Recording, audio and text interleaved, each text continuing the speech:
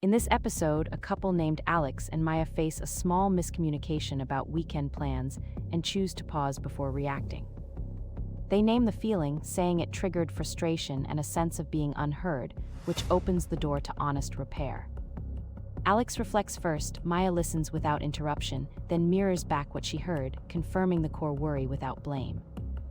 They agree on a simple repair, small, concrete plans written down and a check-in time to prevent future drift. The moment ends with a shared gesture of appreciation and a 5-minute follow-up routine to keep trust alive.